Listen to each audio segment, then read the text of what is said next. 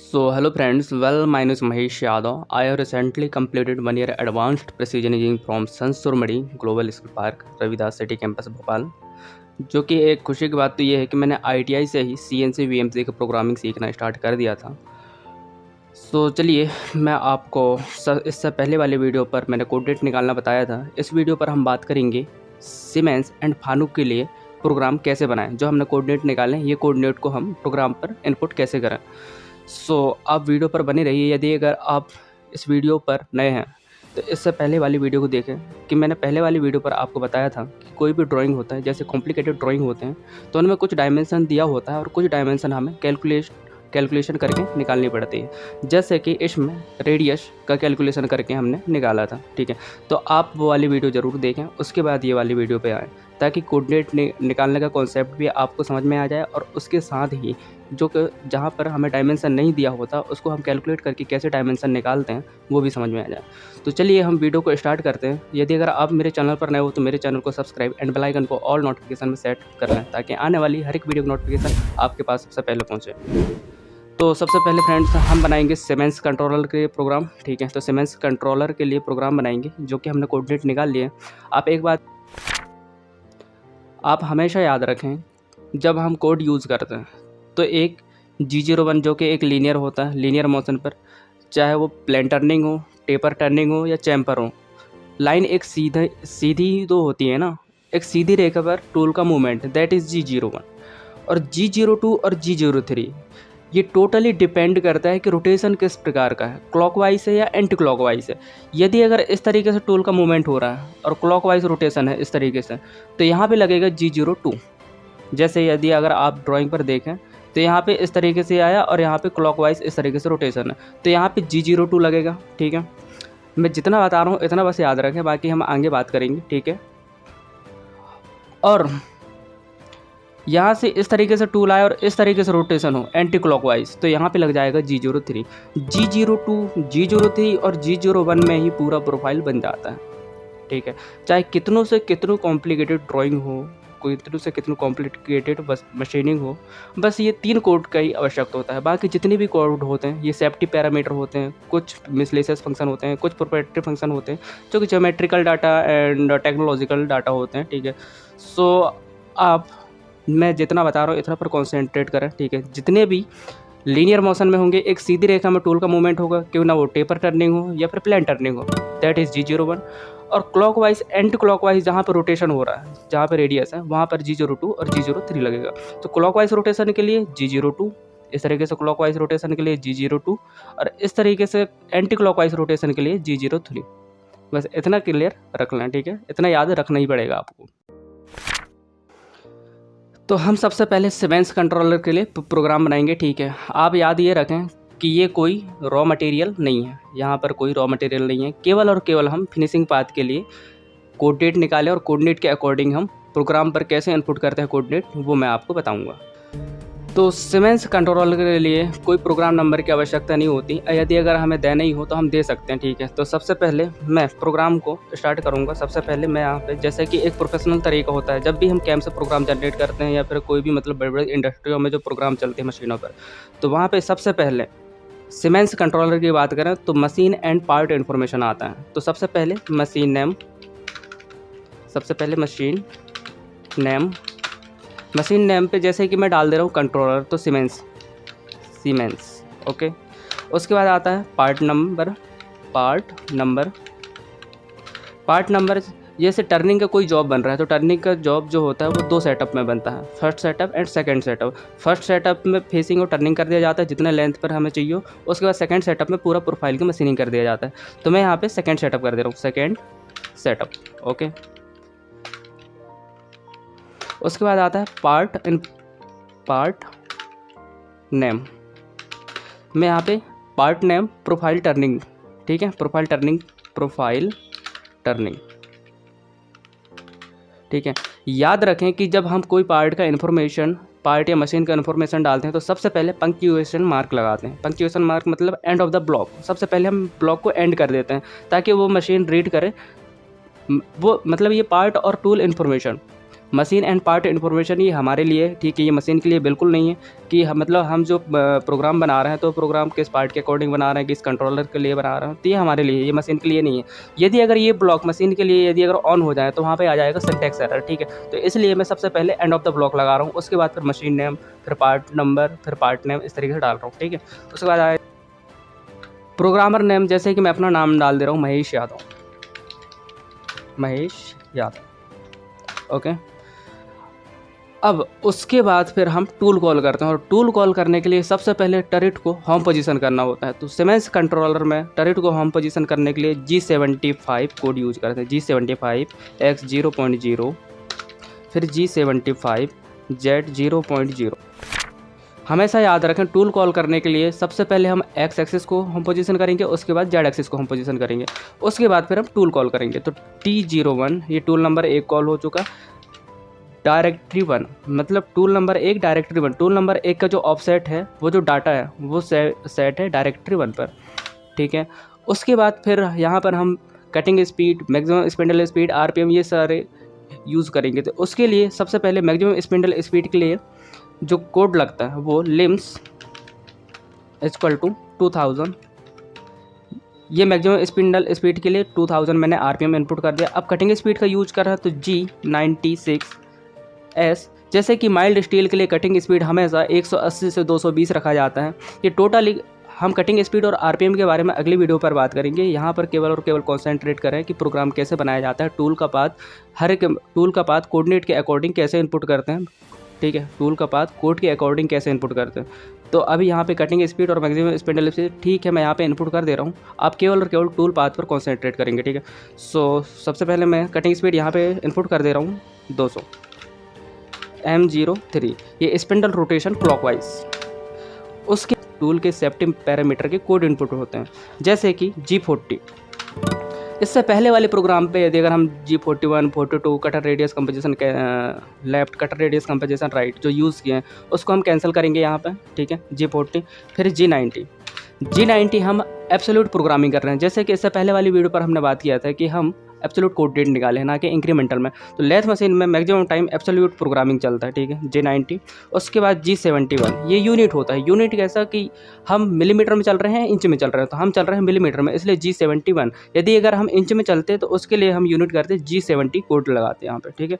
उसके बाद फिर हम बात करेंगे कि जो फीट का मोशन है वो मिलीमीटर पर मिनट है या मिलीमीटर पर रिवोल्यूशन है।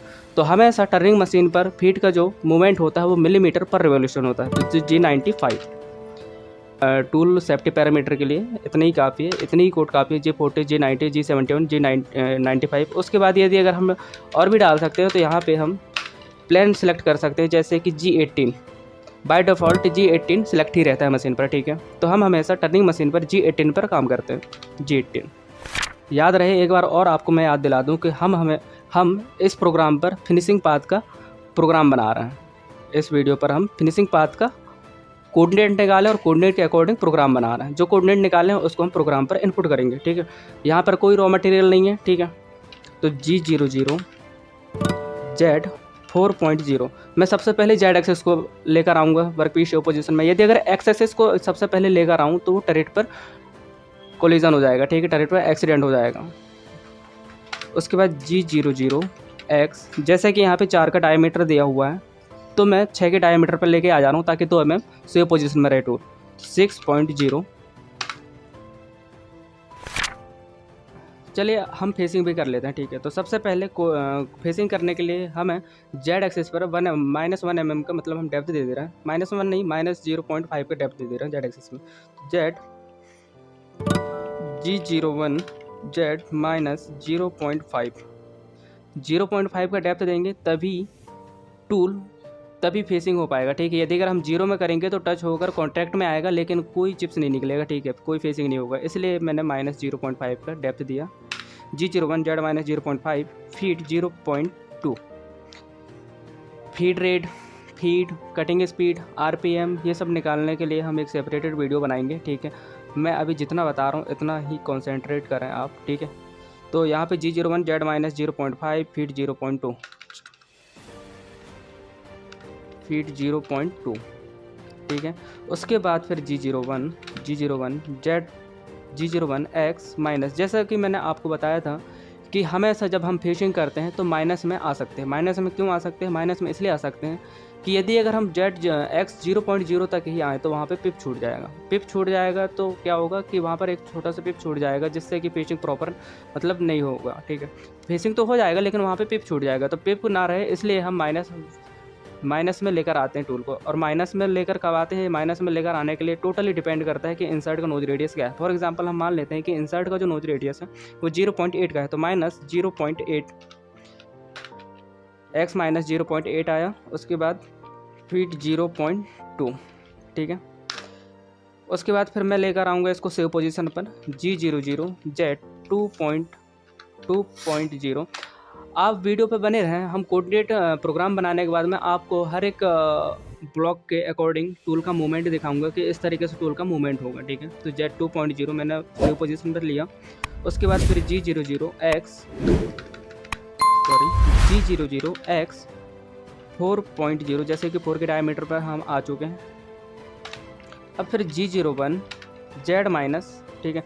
अब P1, जैसे कि हमने P1 पे आ चुके हैं, ठीक है, कि G00 X 4.0, यहाँ पे मैंने Z का भी कोऑर्डिनेट डाल दे रहा हूँ, Z 2.0, ठीक है।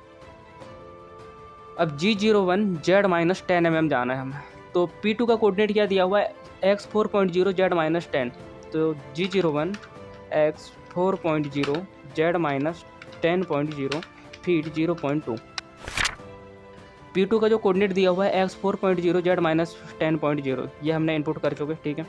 अब P3 का कोऑर्डिनेट क्या दिया हुआ है? P3 का X 10.0 Z माइनस 12.0। तो P3 के लिए G01 टेपर टर्निंग हो रहा है, तो एक सीधी रेखा में, तो मतलब एक सीधी रेखा में टूल का मूवमेंट हो रहा है, तो हम G01 कोड यूज़ कर रहे हैं। तो G01 कोड यूज़ कर रहे हैं और G01 कोड ही यूज़ होता है। तो G01 X 10.0 Z माइनस 12.0, ठीक है। अब फीड, जैसे कि मैंने इससे ऊपर वाले ब्लॉक पर G01 X 4.0 Z minus 10.0 feed 0.2, मतलब X और Z दोनों एक्सिस के लिए मैंने फीड का वैल्यू इनपुट कर दिया है। तो अगला ब्लॉक पर डालने की कोई ज़रूरत नहीं है फीड की वैल्यू। उसके बाद फिर नेक्स्ट पॉइंट क्या है? P4। तो P4 का जो कोऑर्डिनेट है X 10.0 Z माइनस 21.0। P4 का जो कोऑर्डिनेट है X 10.0 Z माइनस 21.0। तो G01 X 10.0 Z minus P4 का कोऑर्डिनेट 21.0, 21 पर आ चुके। अब P5 का कोऑर्डिनेट क्या दिया हुआ है? X 20.0 Z minus 26.0 P5। अब P5 यहाँ पे देखें कि यहाँ पे एक रेडियस है, और रेडियस है तो ये क्लॉकवाइज मूवमेंट हो रहा है। जैसे कि मैंने अभी आपको बताया था कि हमेशा क्लॉकवाइज मूवमेंट के लिए, टूल के क्लॉकवाइज मूवमेंट के लिए G02 कोड यूज़ होता है, और एंटी क्लॉकवाइज मूवमेंट के लिए G03 कोड यूज़ होता है, ठीक है। तो यहाँ पे मैंने लगाऊंगा G02 X। P5 का कोऑर्डिनेट क्या दिया हुआ है? X 20.0 Z minus 26.0, X 20.0 Z minus 26.0 Z minus 26.0। जैसे कि हम जब कैलकुलेशन किए थे तो वहाँ पर हमने रेडियस निकाला था कि कितना रेडियस था, वहाँ पे था 5 mm का रेडियस। तो यहाँ पे मैं इनपुट करूँगा। हमेशा सीमेंस कंट्रोलर पर जब रेडियस इनपुट करते हैं तो वहाँ पे लगता है CR इक्वल टू 5 का रेडियस है तो CR, और फानुक पे लगता है R। रेडियस की वैल्यू इनपुट करने के लिए फानुक पे R लगता है। सीमेंस कंट्रोलर पर रेडियस की वैल्यू इनपुट करने के लिए CR इक्वल टू 5 लगता है, सेंटर रेडियस, ओके। उसके बाद फिर यहाँ पे P6 के लिए कोऑर्डिनेट क्या दिया हुआ है? X 20.0 Z minus 33.0 G01 X P6 का कोऑर्डिनेट क्या दिया हुआ है? X 20.0 Z minus 33.0 X 20.0 Z minus 33.0, okay. P6 का कोऑर्डिनेट हम इनपुट कर चुके हैं, Z 33.0। उसके बाद यहाँ पे दिया हुआ है एंटी क्लॉकवाइज रोटेशन। P7 के लिए आप देखें एंटी क्लॉकवाइज रोटेशन है, टूल का जो रोटेशन है वो एंटी क्लॉकवाइज है। कुछ इस तरीके से देखें कि यहाँ से पाथ ऐसे आया और यहाँ से ऐसे घूम रहा है, मतलब एंटी क्लॉकवाइज। ये एंटी क्लॉकवाइज हो गया, मतलब घड़ी की विपरीत दिशा, ठीक है। तो यहाँ पे लग जाएगा G03, यहाँ पे कोड लग जाएगा G03 X G03 X 7 का कोऑर्डिनेट क्या दिया हुआ है, X 30.0 Z माइनस 38.0, तो X 30.0 Z minus 38.0 radius CR equal to, radius input करेंगे जैसे कि हमने कैलकुलेशन करके निकाला था कि 5 की रेडियस निकला था। यदि अगर मैं अभी भी बोल रहा हूँ आपको, यदि अगर आप ये वाले वीडियो पर पहली बार देख रहे हैं तो वो वाले वीडियो ज़रूर देखें, क्योंकि ड्राइंग पर कुछ डायमेंशन नहीं दिया होता तो हम कैलकुलेशन करके डायमेंशन निकालते हैं, जो कि मैंने इस कॉन्सेप्ट को उस वीडियो पर एक्सप्लेन किया है। ठीक है, तो यहाँ पे मैं डाल दूंगा CR, जैसे कि हमने निकाल रखा था सेंटर रेडियस 5 mm। ठीक है, G03। उसके बाद फिर हम 0.7 तक के कोऑर्डिनेट निकाले थे, तो इस तरीके से कोऑर्डिनेट इनपुट किया जाता है। अब मैं लूँगा टूल को सेव पोजीशन पर, तो G01 में लेंगे हम अभी, G01 X 35 ले रहे हैं, 35.0 ये ले चुके। उसके बाद फिर G00 Z 4.0 Z पर हम 4 mm ले चुके। अब उसके बाद टूल को हम होम पोजीशन करेंगे। टूल को होम पोजीशन करने से पहले हमें कूलेंट ऑफ करना होता है, तो M09 कूलेंट ऑफ कर दिए। उसके बाद फिर G75 X 0.0। हमेशा याद रखें, जब वर्क पीस का कटिंग हो जाए तो टूल को सेव पोजीशन पर लेने के लिए हम हमेशा टरेट को X एक्सिस पर हम पोजीशन करेंगे टूल को, उसके बाद फिर Z एक्सिस पर। यदि अगर सबसे पहले हम Z एक्सिस पर कर दें तो जो टरेट है टेल स्टॉक से टकरा जाएगा, एक्सीडेंट हो जाएगा, इसलिए हम X एक्सिस को सबसे पहले हम पोजीशन करते हैं। उसके बाद G75 Z 0.0 M05 हमेशा यूज करते हैं स्पिंडल स्टॉप के लिए। ठीक है, स्पिंडल स्टॉप की हमने, फिर M30। ये प्रोग्राम एंड हो चुका। इससे पहले मैंने यहाँ पे कूलेंट ऑफ तो कर दिया, लेकिन मैंने कूलेंट ऑन नहीं किया था, तो कूलेंट ऑन करने के लिए मैं यहाँ पे कोड यूज करूँगा। M07 भी यूज किया जाता है, M08 भी यूज किया जाता है। ठीक है, M08 और M07 एडवांस मशीन पर इन दोनों के बीच में डिफरेंस होता है, जो कि हम अगली वीडियो पर बात करेंगे। तो यहाँ पे M08 ये कोड M08 कूलेंट ऑन हो चुका। ठीक है, तो यदि अगर अब हम प्रोग्राम बना ही चुके हैं तो प्रोग्राम के अकॉर्डिंग हम टूल का मूवमेंट देखेंगे। सो फ्रेंड्स, अभी भी आप मेरे चैनल को सब्सक्राइब नहीं किए हो तो मेरे चैनल को सब्सक्राइब एंड बेल आइकन को ऑल नोटिफिकेशन में सेट कर लें। आपको इस चैनल पर CNC, VMC, tooling, boring, bar cutter, holder, एलकैम, वायर कट मशीन, ये सारे कंटेंट आपको इस चैनल पर मिलेंगे। चलिए अब हम टूल का मूवमेंट देखते हैं, जो कि मैंने वीडियो पर टूल को भी मतलब इंक्लूड कर लिया है, जो कि हमने कोऑर्डिनेट निकाल चुके हैं। कोऑर्डिनेट के अकॉर्डिंग टूल का मूवमेंट देखेंगे कि किस प्रकार से टूल का मूवमेंट होता है। ठीक है, एक एक ब्लॉक वाइज ब्लॉक।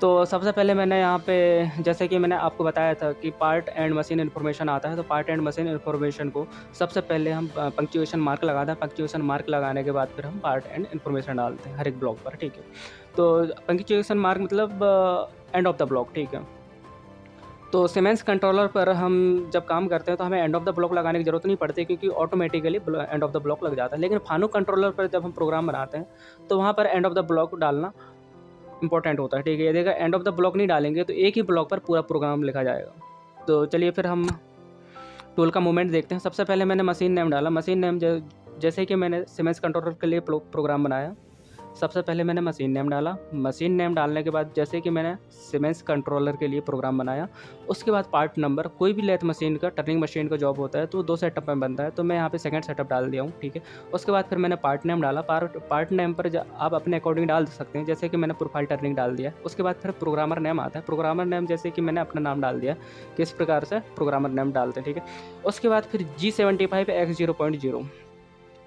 अब हम टूल ऑन करते हैं,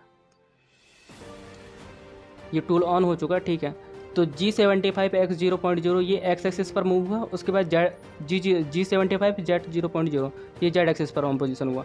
अब X एक्सिस पर होम पोजीशन हो चुका, Z एक्सिस पर होम पोजीशन हो चुका। ठीक है, टूल कोई भी टूल हो, मतलब फॉर एग्जांपल 4 नंबर टूल रहा होगा, 3 नंबर टूल रहा होगा। अब उसके बाद हमने टूल नंबर 1 कॉल किया, टूल नंबर 1 कॉल हो चुका। ठीक है, ये टूल चेंज हो चुका। D1 जो टूल का जो हमने ऑफसेट लिया, वो जो डाटा है वो डायरेक्टली 1% है। ठीक है, अब इतना हो चुका। अब यहाँ पे लिम्स 2000, मतलब मैक्सिमम स्पिंडल स्पीड के लिए मैंने यहाँ पे 2000 RPM डाल दिया। उसके बाद कटिंग स्पीड यूज कर रहे हैं तो G96 S200 M03 जो है स्पिंडल रोटेशन क्लॉकवाइज, स्पिंडल का जो रोटेशन है वो क्लॉकवाइज के लिए मैंने यहाँ पे M03 डाल दिया। ठीक है, अब उसके बाद टूल सेफ्टी पैरामीटर कोड लगते हैं, जैसे कि G40, tool radius composition left G41, tool radius composition right G42 use किया है। तो उसको कैंसिल करने के लिए मैंने यहाँ पे G40 लगा दिया। उसके बाद फिर G90 हम एब्सोल्यूट प्रोग्रामिंग करते हैं, जैसे कि हमने एब्सोल्यूट प्रोग्रामिंग के लिए मैंने यहाँ पे कोऑर्डिनेट निकाल रखा और कोऑर्डिनेट के अकॉर्डिंग हमने प्रोग्राम बनाया। तो मैंने यहाँ पे G90 लगाया क्योंकि एब्सोल्यूट प्रोग्रामिंग कर रहे हैं। उसके बाद G71 यदि अगर हम यूज कर रहे हैं तो G71 होता है यूनिट क्या कि हम मिलीमीटर में चल रहे हैं या इंचेस में चल रहे हैं। तो यदि अगर हम मिलीमीटर में चल रहे हैं तो G71 लगाएंगे, इंचेस में चल रहे हैं तो G70 लगाएंगे, सिमेंस कंट्रोल करके। उसके बाद G95 क्या हो रहा है, G95 ये फीट का मूवमेंट डिफाइन कर रहा है कि हम मिलीमीटर पर मिनट में चल रहे हैं, मिलीमीटर पर रिवॉल्यूशन में चल रहे हैं। तो हमेशा हम टर्निंग मशीन पर मिलीमीटर पर रिवॉल्यूशन में चलते हैं, इसलिए मैंने यहाँ पे G95 लगाया। मिलीमीटर पर मिनट में चलते तो यहाँ पे लगाता मैंने G94, जो कि टर्निंग मशीन पर मिलीमीटर पर रिवॉल्यूशन में टूल का मूवमेंट होता है। उसके बाद फिर मैंने यहाँ पे प्लेन सेलेक्ट किया है। बाय डिफ़ॉल्ट टर्निंग मशीन पर G18 सिलेक्ट होता है, लेकिन फिर भी मैंने यहाँ पे प्रोग्राम पर सेफ्टी पैरामीटर के अकॉर्डिंग G18 प्लेन सेलेक्ट कर लिया, ठीक है। अब G00 Z4.0, अब टूल का मूवमेंट कुछ इस तरीके से होगा। सबसे पहले मैंने टूल को सेफ पोजीशन में लेकर आऊँगा, तो Z में इस तरीके से मूव हुआ G00 Z4.0, तो ये फेज से 4 mm दूर है, ठीक है। अब Z पर 4 mm आ गया। उसके बाद फिर G00 X6.0, ये 6 आ गया, ठीक है, जो कि 4 का ये डायमीटर है, 2 mm ऊपर है। टूल 4 का ये जो डायामीटर है, 4 mm का डायमीटर है, तो हमने 2 mm ऊपर खड़ा किया है, ठीक है। उसके बाद फिर मैंने यहाँ पे M08 कूलेंट ऑन हो चुका है, M08 से कूलेंट ऑन हो चुका है। G01 Z-0.5, यहाँ पे G01 Z-0.5, यहाँ यहीं से सीधे आएगा Z-0.5, जो कि ओरिजिन का जो कोऑर्डिनेट है वो X0.0 Z0.0। अब हमें फेसिंग करना है, तो फेसिंग करने के लिए मैंने डेप्थ दिया है 0.5 का, -0.5 का डेप्थ दे दिया, ठीक है। अब उसके बाद G01 X-0.8 फीट 0.2। अब X-0.8 में क्यों लेकर आ रहा हूँ, 0 तक लेकर आएंगे तो वो तो दोनों साइड का कटिंग हो जाएगा, ठीक है। लेकिन 0 तक मैं इसलिए लेकर नहीं आ रहा हूँ, माइनस में इसलिए लेकर आ रहा हूँ ताकि जो पिप है वो पिप का मशीनिंग हो जाए, ठीक है, पिप बिल्कुल ना रहे वहाँ पे। तो G01 X-0.8 फीट 0.2, तो टूल ये आ चुका X-2.0 X-0.8 फीट 0.2। अब G00 Z2.0, ये सेव पोजीशन लिया क्योंकि हमें डायमीटर पे आना। फिर G00 X4.0 Z2.0, ये X4.0 आ चुका, ठीक है। अब पॉइंट टू का कोऑर्डिनेट क्या दिया हुआ है, X4.0 Z-10.0, G01 X4.0 Z-10.0 feet 0.2, ते आ चुके टूल, ये 0.2, ठीक है। अब उसके बाद G01 X10.0 Z-12.0, ये टेपर टर्निंग हो रहा है, ये आ चुका टूल। अब G01 X10.0 Z-21.0 0.4, ये आ चुका।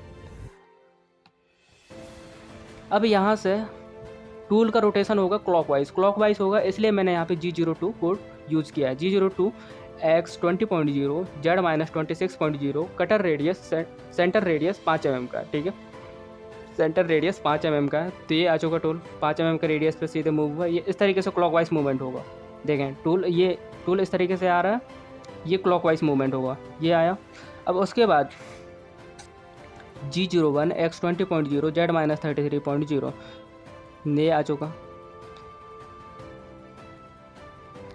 अब इसके बाद यहाँ पे एंटी क्लॉकवाइज मूवमेंट हो रहा है, टूल का एंटी क्लॉकवाइज मूवमेंट हो रहा है। तो मैं एंटी क्लॉकवाइज मूवमेंट हो रहा है तो मैं यहाँ पे कोड यूज़ किया हूँ G03, और कोड G03 यूज़ किया जाता है एंटी क्लॉकवाइज मूवमेंट के लिए टूल के। तो X30.0 Z-38.0 सेंटर रेडियस 5 का है, ठीक है, तो ये आ चुका सेंटर रेडियस 5 का है। और X30.0 Z-38.0 एक्स एक्सेस पर भी मूव किया, जेड एक्सेस पर भी मूव किया। हमेशा टेपर टर्निंग हो, रेडियस हो, क्लॉकवाइज हो, एंटी क्लॉकवाइज हो, एक्स और जेड दोनों एक्सिस पर टूल का मूवमेंट होता है, इसको बोलते हैं हम सिमल्टेनियस। टाइप पर दे दिया। उसके बाद फिर G01 X35, ये सेव पोजीशन में रहा, 30 का डायमीटर है, 5 mm हमने ऊपर ले लिया, ठीक है। अब उसके बाद G01 X35 हो चुका। अब G00 Z4.0, G00 Z4.0, ये आ चुका। अब M09 कूलेंट ऑफ हो चुका, M09 कूलेंट ऑफ हो चुका। अब G75 X0.0, सबसे पहले होम पोजीशन पर गया एक्स एक्सिस पर, उसके बाद G75 Z 0.0 जेड पर होम पोजीशन आ गया, ये होम पोजीशन आ गया डायरेक्ट, ठीक है। अब उसके बाद M05 spindle stop, M30 program stop and reset, ठीक है। तो इस तरीके से सीमेंस कंट्रोलर के लिए प्रोग्राम बनाया जाता है। आई होप आपको पसंद आया हो। यदि अगर फ्रेंड्स आप मेरे चैनल पर नए हो तो मेरे चैनल को सब्सक्राइब एंड बेल आइकन को ऑल नोटिफिकेशन में सेट कर लें, ताकि आने वाली हर एक वीडियो का नोटिफिकेशन आपके पास सबसे पहले पहुंचे। सो फ्रेंड्स अगली वीडियो पर हम फानू कंट्रोलर के लिए बनाएंगे, बिकॉज वीडियो बहुत लंबी हो जाएगी, ठीक है।